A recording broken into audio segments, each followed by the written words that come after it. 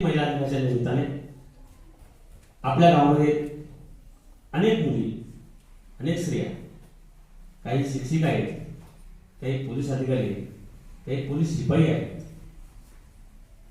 काही नर्स आहेत. पण आपल्या गावातली अशी एक मुलगी आहे तर जी मुलगी या खेड्यामध्ये राहून, या खेड्यामध्ये शिक्षण घेऊन भविष्य घडवण्यासाठी मुंबई या ठिकाणी जाते.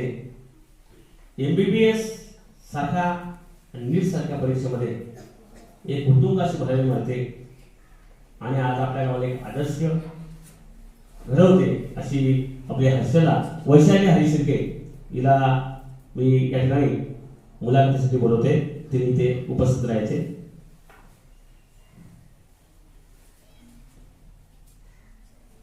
तसेच त्यांची मुलाखत आपल्या शाळेतील ज्या विद्यार्थीने, छोट्या छोट्या विद्यार्थीने, इयत्ता 7वीची रिया शंकर चौधरी, इयत्ता 6वीची धनश्री वर्धमान शिर्के आणि सुजाता हरिचंद्र शिर्के, रवींद्र शिर्के या 2-3 मुली त्यांची मुलाखत घेते. त्या मुलींना सुद्धा मी बोलवण करतो की त्यांनी सुद्धा आपल्या आसनावर बसून घ्यायचे. स्टॉप. ज्याला स्त्री आई म्हणून कळली तो जिजाऊचा शिवबा झाला. ज्याला स्त्री बहीण म्हणून कळली तो मुक्ताईचा ज्ञानदेव झाला. ज्याला स्त्री मैत्रीण म्हणून कळली तो राधेचा श्याम झाला. आणि ज्याला स्त्री पत्नी म्हणून कळली तो सीतेचा राम झाला. तुझ्या उत्तुंग भरारी पुढे गगनही ठेंगणे वासावे. तुझ्या विशाल पंखाखाली विश्व ते सारे वसावे. 8 मार्च 1908 रोजी अमेरिकेतील न्यूयॉर्क येथे एक ऐतिहासिक आंदोलन झाले. तोच हा जागतिक महिला दिन. आज महिला दिनाच्या निमित्ताने आपल्याकडे वैशालीताई आलेल्या आहेत. वैशालीताई सध्या डॉक्टर होण्यासाठी MBBS चे शिक्षण घेत आहेत. ताई, ही गोष्ट आपल्या गावासाठी अभिमानाची आहे व तुम्ही आमच्यासाठी आदर्श आहात. प्रथम तुमचे मनपूर्वक स्वागत करते. ताई, प्रथम तुम्ही आम्हाला तुमचा परिचय करून. नमस्कार. सर्वप्रथम तर मला या दिवशी हा सन्मान माझ्या गावातल्या शाळेकडनं मिळतोय, याचा खूप आनंद आहे. माझं नाव वैशाली हरिशिर्के. मी मूळची या मळेगावचीच आणि माझे वडिलांचं, माझ्या काकांचं, माझ्या दादाचं सगळ्यांचं शिक्षण या जिल्हा परिषद शाळा मळेगाव इथून झालेलं आहे. आणि या शाळेतून मला स्त्री जागतिक महिला दिनी स्त्री शक्तीचा सन्मान करण्यासाठी माझी निवड झाली, याचा मला खूप आनंद आहे. ताई, तुमचे प्राथमिक शिक्षण कुठे झाले? माझं प्राथमिक शिक्षण शहापूरमधील महिला मंडळ शाळा इथून झालेलं आहे. मी जरी या गावात शिकलेली नसली तरी या जे गुरुजन तुम्हाला लाभले, जे तुम्हाला लाभताय, त्यांच्याचकडनं मला मार्गदर्शन मिळालेलं आहे. माझं प्राथमिक शिक्षण महिला मंडळ इथे झालं, तर पुढील माध्यमिक शिक्षण गवीखाडा इथे झालं. तुम्ही मराठी माध्यमात होता की इंग्रजी माध्यमात? मी मराठी माध्यमातच शिकलेली आहे तर 10वीपर्यंत. त्यानंतर मी 11वी-12वीमध्ये सायन्स केलेलं आहे. आणि तुम्हाला पुढे जाण्यासाठी माध्यमाची अशी काही अडचण येते असं मला तरी कुठे वाटत नाही. तुम्ही मराठीमधून शिका किंवा तुम्ही इंग्रजी माध्यमातून शिका. तुमच्याकडे जर एक ध्येय गाठायची इच्छा असेल, आकांक्षा असेल, तर तुम्हाला माध्यमाची अडचण कधीच जाणवणार नाही. आणि पुढे असं तुम्हाला कोणी एक तुम्हाला न्यूनगंड निर्माण बिलकुल मनात ठेवू नका की मी मराठीतून शिकतोय तर मी असंच इथपर्यंत जाणार की मी एवढं पुढचं ध्येय गाठू शकत नाही. तुम्ही मराठीमधून शिका, इंग्रजी माध्यमातून शिका. तुम्हाला फक्त इच्छाशक्ती पाहिजे. तुम्हाला जे करायचं आहे ते मी मिळवणार, ही इच्छाशक्ती तुम्ही मनात ठेवली पाहिजे. डॉक्टर होण्यासाठी कोणत्या माध्यमातून शिक्षण घ्यायला हवे असे तुम्हाला वाटते?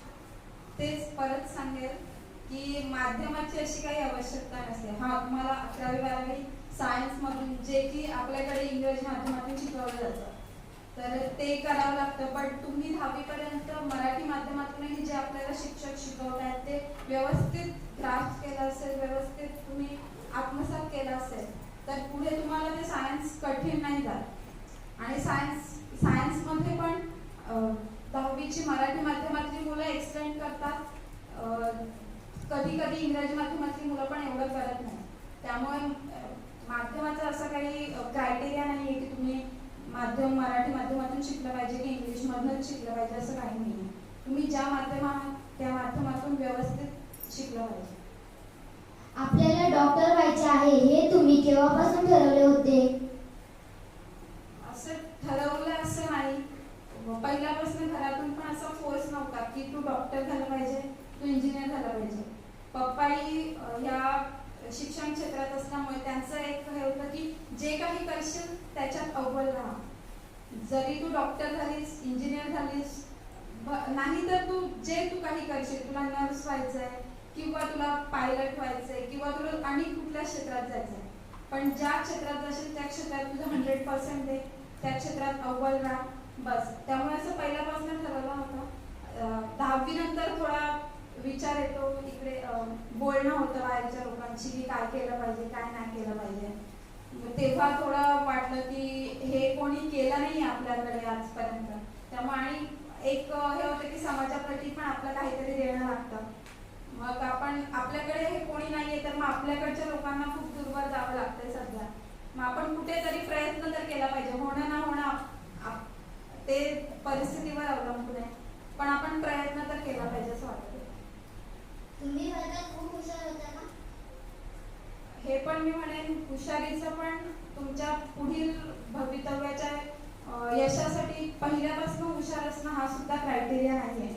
तुम्ही ज्या कोणत्या आता माझे बरेचसे मित्र मैत्रिणी, मी जरी पहिल्यापासून वर्गात शाळेत मी अभ्यासात हुशार असली तरी मला इतकं छान चित्र काढता येत नव्हतं किंवा मला इतकी छान कबड्डी खो खो खेळता येत नव्हती, जे की माझे बाकीचे मित्र खूप छान करायचे. आज ते त्या क्षेत्रात चांगले आहेत. माझे 2-3 मित्र मैत्रिणी खूप छान चित्र काढतात. ते जे स्कूल ऑफ आर्ट्स मध्ये त्यांना ऍडमिशन मिळालं, ते चित्रकारीत खूप पुढच्या स्थानावर आहे आणि त्यांना त्या क्षेत्रात जॉब पण मिळतो.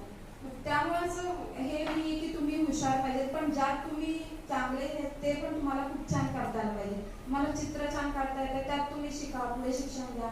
तुम्हाला बेसिक शिक्षण सगळं यायला पाहिजे, त्यात तुम्ही अडाणी राहून जाणार नाही. ते तुम्हाला बेसिक शिक्षण ते तर सगळे आपले शिक्षक वगैरे देत राहतात, ते आपल्याला फक्त आत्मसात करायचंय. बाकी पुढच्या याच्यासाठी तुम्हाला खूप हुशार असणं हा सुद्धा क्रायटेरिया नाही आहे. त्यासाठी तुम्ही अभ्यास कशा प्रकारे करत होते त्याविषयी आम्हाला जरा मार्गदर्शन करा. अभ्यास एकदम येत नाही, म्हणजे तुम्ही आज एकदम 10वी किंवा 12वीला गेलात आणि तुम्ही नाही मला आता हे करायचं एकदम उठून ये, तुम्हाला पहिल्यापासून थोडी सवय लागते. तुम्ही आता या वयात आहात, ज्या वयातून तुम्ही आता तुमची फाउंडेशन होतं, तुम्हाला आता तुमची इमारतचं फाउंडेशन नीट झालं तर पुढे तुम्ही काही करू शकता. म्हणून आता इथून सुरुवात करायची. एकदम तुम्ही बोलाल की 12वी झाल्यानंतर मी 12 तास अभ्यास करेल आणि मला मेडिकल मिळेल, मला इंजिनिअरिंग मिळेल, नाही होत. जो माणूस 6 तास अभ्यास करतो पण तो कॉन्सन्ट्रेट होऊन करतो, ते त्याला समजतं, तो हे एक्सप्लेन करतो. आणि जो माणूस 24 तास अभ्यास करूनही त्याला काही समजत नाही. त्यामुळे किती वेळ अभ्यास करायचा यापेक्षा अभ्यास किती आपल्या डोक्यात शिरतोय आणि किती आपण त्याला छान प्रकारे समजून घेतो याच्यावर डिपेंड आहे की तुमचा अभ्यास कसा होतोय. अभ्यास मी 12 तास करते, मी 6 तास करते हे सांगून उपयोग नाही. तर माझा अभ्यास नेमका कशा प्रकारे होतो. जर तुम्हाला पुढे वेगवेगळ्या क्षेत्रात जायचं तर आजकाल स्पर्धा परीक्षा खूप आल्या. स्पर्धा परीक्षेशिवाय काही नाही. स्पर्धा परीक्षेसाठी वाचन खूप महत्वाचं आहे. लिखाणही आहे, पण वाचनाने तुमचं पूर्ण जो पाया आहे, पूर्ण तुमचे स्ट्रक्चर आहे ते सगळं बिल्डअप होतं. त्यामुळे प्रचंड वाचन करा. जे तुम्हाला सध्या मिळते ते वाचन करा. तुमच्या सध्या गोष्टी वाचा, त्याच्यातून तुमची आवड निर्माण होईल. त्यानंतर तुम्हाला एक जे पुस्तक येईल, जशी तुमची इयत्ता वाढेल पुस्तकाची जाडी सुद्धा वाढेल. त्यामुळे मग त्यासाठी कोपअप करण्यासाठी हळूहळू वाचनाकडे भरपूर लक्ष द्या, जे कुठेतरी कमी झाले आजच्या ह्याच्यात. वाचन नंतर मी पण तुमच्या वयात होते तेव्हा मला एवढा असं काही छंद नव्हता वाचनाचा की मी हे, बट तो मी नंतर बिल्डअप केला की गोष्टींची म्हणा, कोणत्या पप्पा असे आणून द्यायचे किंवा आपल्या आपल्यापेक्षा मोठ्याची नुसते वाचायची म्हणून वाचायची, समजायचं काय नाही, पण वाचनाची आवड निर्माण करायची. तुम्ही वाचनाची आवड निर्माण केली, तुम्हाला नक्की फायदा होईल. अभ्यासाव्यतिरिक्त आपल्याला कोणकोणते छंद आहेत? मी आता म्हणाली वाचनाचा छंद म्हणण्यापेक्षा मी वाचनाची आवड निर्माण केली. आणि तसे मला फिरायला आवडतं, तुमच्यासारखं TV बघायला आवडतं, छंद भरपूर, पण त्याच्यासोबत तुम्ही अभ्यासाला किती वेळ देता हे इम्पॉर्टंट आहे. त्यामुळे छंद तुम्हाला जो आहे, आता मी म्हणाले की ज्याला चित्र आवडतं त्याने चित्र काढा, ज्याला छान छान कविता लिहायच्या वाटतात त्याने कविता लिहायच्या. त्यात तुम्ही सुद्धा करिअर घडवू शकता. करिअर फक्त मेडिकल करून किंवा इंजिनिअरिंग करून किंवा इतर काही ज्याने आपल्याला पैसा भेटेल ते करिअर नाही होत. तुम्हाला जी आवडेल त्यातूनही तुमचं करिअर छान होऊ शकतं. शाळेत असताना तुम्ही वेगवेगळ्या स्पर्धा परीक्षा देत होत्या का? स्पर्धा परीक्षांचा मी मगाशी उल्लेख केला. स्पर्धा परीक्षांशिवाय तुमचं पुढचं तुम्ही जशी 10वी तुम्ही 10वीतून स्टेप आउट व्हाल, तुम्हाला स्पर्धा परीक्षाच आहेत. 12वी झाल्यानंतर एकतर तुम्ही नीट दिली तर तुम्हाला मेडिकल मिळेल, नाहीतर तुम्हाला CET द्यावी लागते, ज्याने तुम्हाला इंजिनिअरिंग ॲडमिशन मिळतात. जर तुम्हाला स्पर्धा परीक्षा द्यायच्या नसतील तर तुम्हाला नॉर्मल BSc BA करावं लागतं. आणि जरी BSc BA करून सुद्धा MPSC वगैरे क्रॅक करायचे असेल तरी स्पर्धा परीक्षा आहे. त्यामुळे आणि स्पर्धा परीक्षांचा पाया हा तुमच्या स्कॉलरशिप एक्झाम्स, नंतर आमच्या वेळेस नव्हतं पण आता मंथन वगैरे चालू केलं आहे, नवोदयच्या एक्झाम्स आहेत, त्यातून तुमचा खूप छान सराव होतो. मी स्वतः स्कॉलरशिपच्या दोन्ही आमच्या वेळेस 7वीला आणि 4थीला असायची, त्या दोन्ही देऊन मी छान मार्काने त्यात पास झाली. पण त्यांच्यामुळे मला कुठेतरी असं वाटतं की नीटमध्ये त्यांचा मला खूप फायदा झाला त्या एक्झाम्सचा. त्यातून माझा MCQs कसे जे तुम्ही पर्यायी प्रश्न असतात ते कसे सॉल्व्ह करायचे, ते सोडवायचे कसे, वेळ किती, एका प्रश्नाला किती वेळ द्यायचा, किती वेळात झालं पाहिजे, ते खूप ह्या छोट्या छोट्या स्कॉलरशिपच्या एक्झामनी खूप शिकवलं मला. आणि त्यातूनच मला कुठे ना कुठे त्याचा नीटमध्ये फायदा झाला. डॉक्टर होण्यासाठी कोणती प्रवेश परीक्षा तुम्ही दिली होती? डॉक्टर होण्यासाठी सध्या तरी नीट UG चालू आहे. आमच्या आधी MSCET होती जी फक्त महाराष्ट्रापुरता मर्यादित होती, त्यामुळे तिच्यात काठिण्य पातळी खूप कमी होती आणि खूप जास्त मुलांचे नंबर त्यामुळे लागत होते कधी. पण त्यानंतर नीट आली जी तुमच्या राष्ट्रीय पातळीवर होते, सध्या नॅशनल एक्झाम आहे, त्यामुळे मग कुठेतरी तुमची स्पर्धा पूर्ण देशातील विद्यार्थ्यांशी होते. त्यामुळे मग तेवढ्या पातळीचं तुम्हाला शिक्षण हे करावं लागतं, थोडी काठिण्य पातळी वाढते. त्यामुळे सध्या तरी सध्या सुद्धा नीट चालू आहे. आम्हाला डॉक्टर व्हायचे असेल तर आतापासून आम्ही कसा अभ्यास करावा याविषयी कृपया मार्गदर्शन करा. तुम्हाला डॉक्टर व्हायचं आहे तर सध्या तरी मी हे सांगेन की जे तुमचं सध्या जो तुमचा अभ्यासक्रम आहे त्यात तुम्ही सध्या एक्सप्लेन करा. ज्यांना डॉक्टर व्हायचं आहे वाचन करा खूप सारा. जे तुम्हाला जे काही डाऊट्स येतात, शंका आपण म्हणतो ना, शंका खूप तुम्हाला इम्प्रूव्ह करते तुमच्या पर्सनॅलिटीला, तुमच्या एकूणच पर्सनॅलिटीला. शंका येत असतील तर स्वतःला कमी नाही समजायचा.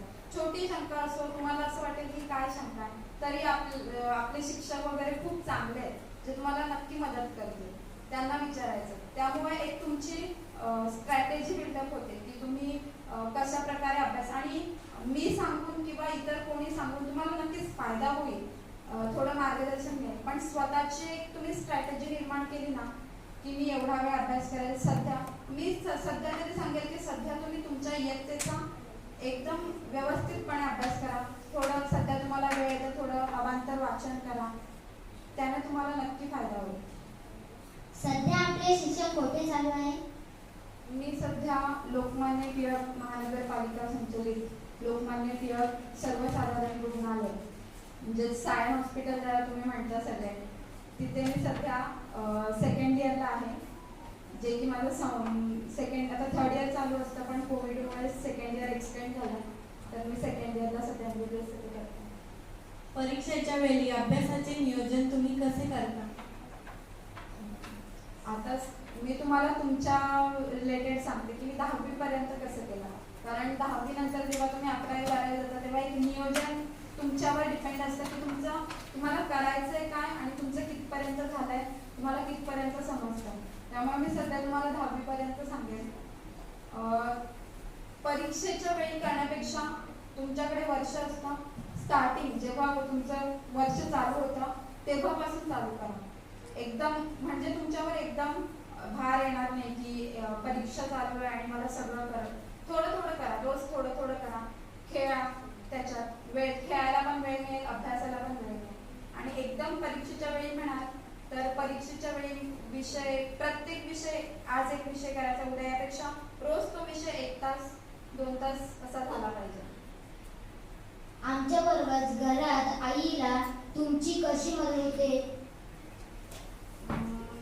माझ्या आईला एवढी तरी माझी मदत झाली नाही. 10वी पर्यंत करायची, पण नंतर 11वी नंतर मला बाहेर जावं लागलं, मग जाऊन येऊन असायचं.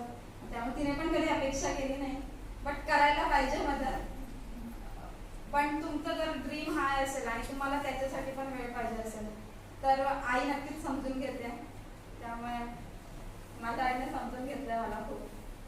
तुमच्या कुटुंबात पूर्वी कोणी डॉक्टर होते का?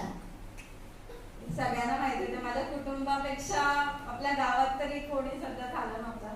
आणि त्यामुळे कुठेतरी जिद्द होती की जिथे कोणी गेलं नाही तिथे जायला पाहिजे, कारण आपण कोणीच गेलं नाही तर पुढचे कोणी लवकर धीर काढणार नाही तिकडे जाण्याचा. सगळ्यांच्याच मनात खूप भीती अजूनपर्यंत आहे की MBBS करायचं.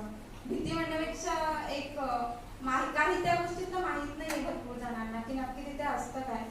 आणि कदाचित मी करते किंवा अजूनही माझ्या फ्रेंड्स करतायत, त्यामुळे आपल्या ग्रामीण भागाला कुठेतरी थोडी माहिती होईल आणि तुमच्यासारखी मुलं अजून खूप तिथे जावी अशी आमची पण इच्छा आहे.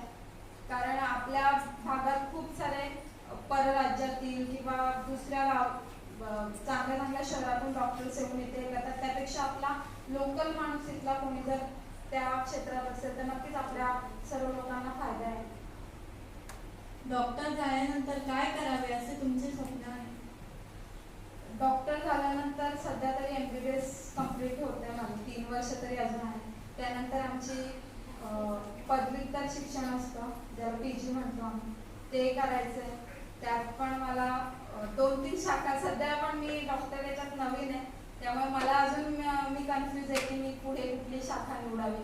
2-3 शाखा माझ्या कट लाईनवर आहेत की मी याच्यातून घ्यावं, पण तेही मी अजून मार्गदर्शन करते. मी अजून, मला पण याच्यात खूप शिकायचं आहे, अजून खूप शिक्षण बाकी आहे माझं, पण मी अजून गायडन्स शोधते की मला गायडन्स कोणी चांगला मिळाला तर मी नक्की त्याच्यातून हे करेन. आणि त्यानंतर मला ग्रामीण भागात सेवा द्यायला नक्की आवडेल, तेच माझं स्वप्न आहे. कोणत्याही क्षेत्रात काम करून यशस्वी व्हायचे असेल तर आम्ही कसे वागावे याविषयी आम्हाला कृपया मार्गदर्शन करा. हे मी आधी पण म्हणाली की कोणतंही क्षेत्र असो, जे तुम्हाला, कुठलंही क्षेत्र कमी नाही आहे. मी आता म्हणाली की माझे काही फ्रेंड्स चित्रकार आहेत चांगले, काही फ्रेंड्स खूप छान तबला वाजवतात, खूप छान पियानो वाजवतात आणि ते त्या क्षेत्रात आहेत.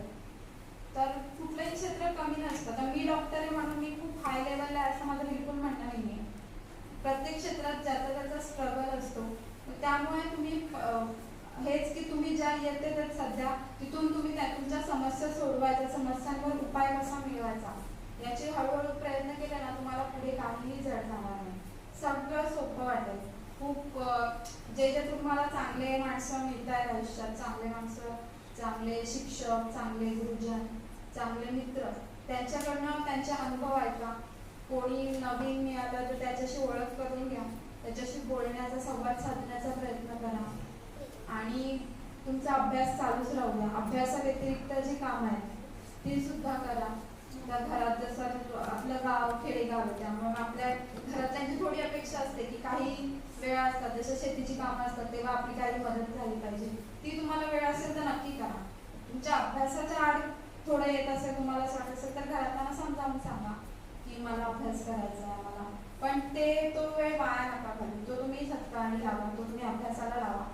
आणि इथून जर तुम्ही व्यवस्थित तुम्हाला सवय लावली की अभ्यास छान झाला पाहिजे किंवा जे काही तुम्हाला करायचं आहे, अभ्यासच नाही इतर जे काही करायचं आहे ते माझं 100% झालं पाहिजे, अशी सवय लावली तर पुढे तुम्हाला काही जड जाईल असं मला वाटतं. धन्यवाद. आज आपण आमच्या शाळेत आलात, आमच्या सोबत गप्पा मारल्यात, आपले अनुभव सांगितले, त्यांचा आम्हाला भविष्यात नक्की फायदा होईल आपल्या गावासाठी. व आमच्यासाठी आपण आदर्श आहात.